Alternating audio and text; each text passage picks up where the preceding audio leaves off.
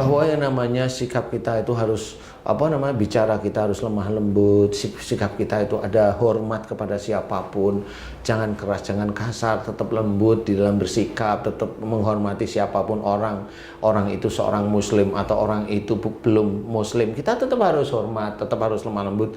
Itu susah, dosa. Contoh, sekarang nih Mbak Devi atau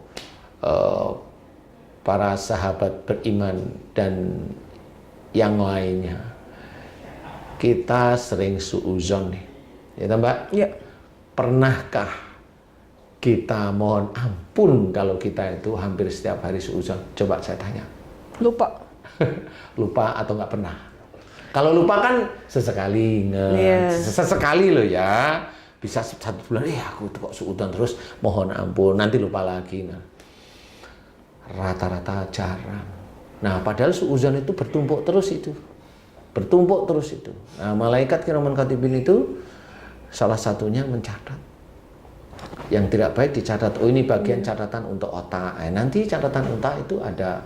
Nanti bagian catatan telinga nih. Catatan telinga kenapa? Kalau dia mendengar kata-kata nggak cocok dengan pikiran, tidak cocok dengan hatinya, dia nolak keras, emosi. Nah, itu bagian telinga dicatat.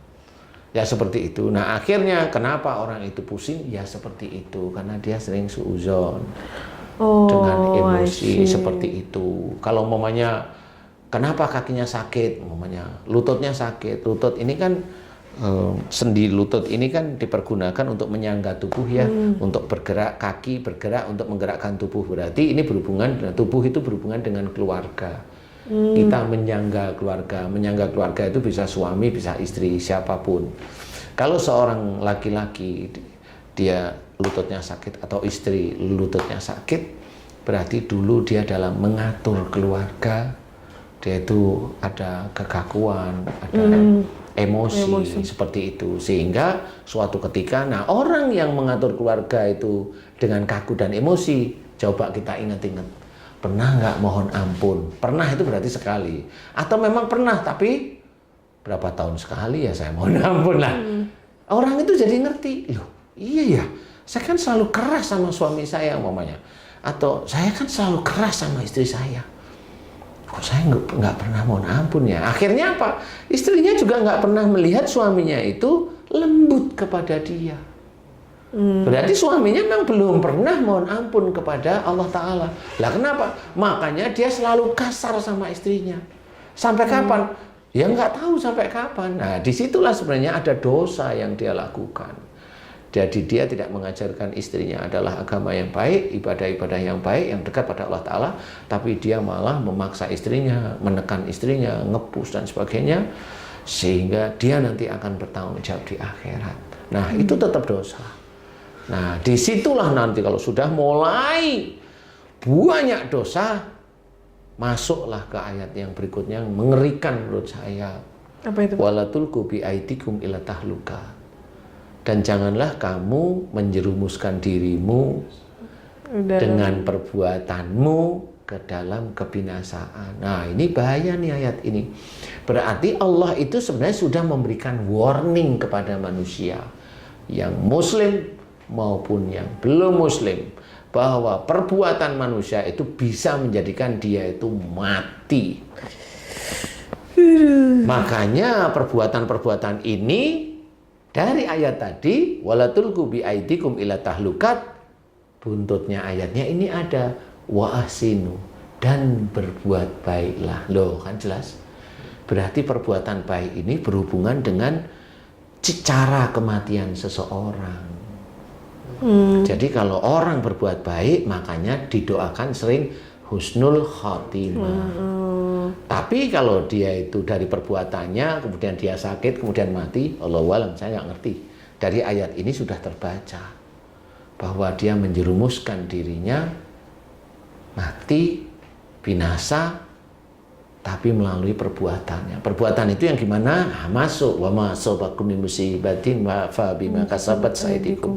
Apa saja musibah yang kau terima itu disebabkan dari buah tanganmu sendiri. Berarti kalau dia tidak bisa menyelesaikan masalahnya, sakit terus-menerus, dia nggak pernah mohon ampun, dia hanya berobat ke saudara kita yang memang ahli di dalam ilmu-ilmu kedokteran, boleh silahkan. Tetapi dia tidak pernah mohon ampun. Sembuhnya ya sembuh, nanti pasti kumat lagi. Sembuh lagi kumat, semakin lama semakin dia terpuruk di penyakitnya itu. Nah, kenapa? Karena dia belum pernah mohon ampun kepada Allah Ta'ala. Nah, disitulah sebenarnya wala tulqu bi aidikum ila tahlukat. Ayat ini sebenarnya ayat yang menurut kita itu menakutkan, karena kalau bisa kita jangan sampai meninggal itu dalam kondisi yang sakit parah seperti itu. Kalau kayak Nabi sakit pada waktu sebelum meninggal, saya tetap tidak bilang itu sakit beliau. Tetap di otak dan hati saya tidak bilang sakit.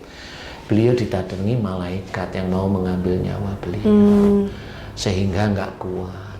Sama seperti Rasulullah itu mendapatkan firman Allah melalui Jibril, beliau nggak kuat, cuma tidak sakit, bentukannya seperti ketakutan, ya mirip-mirip seperti itu. Apakah beliau ketakutan seperti kita ketakutan? Kan enggak, seperti itu. Nah, dari situlah sebenarnya akhlak dan perbuatan manusia itu memang sudah ditulis oleh Allah Ta'ala. Makanya itu berhubungan dengan Rasulullah Muhammad SAW pada saat dilahirkan di muka bumi, yaitu untuk menyempurnakan akhlak manusia. Makanya acara Siraman Kolbu yang dipandu oleh Mbak Devi itu sebenarnya mengajak ya saya sendiri yang masih belajar ini dan juga saudara-saudara saya itu untuk menjadi orang yang baik. Sangat jelas, wala tulqu bi aidikum ila tahlukat wa asinu innallaha yuhibbul muhsinin. Dan janganlah kamu menjerumuskan dirimu dengan perbuatanmu, jelas sekali di dalam kebinasaan. Wa asinu, dan berbuat baiklah. Berarti kita memang disuruh berbuat baik. Sebagai orang Islam, berbuat baik itu ya sholat, ya baca Quran, ya puasa, dan banyak perbuatan baik yang sebenarnya ditulis dalam Quran, diajarkan oleh Rasulullah dalam sunnah, seperti itu. Perbuatan baik itu di situ. Nah, kemudian apalagi termasuk kalau kita paling gampang, kalau baca itu susah, ya paling gampang terjemahkan, jaga mulut, jaga otak, jaga hati.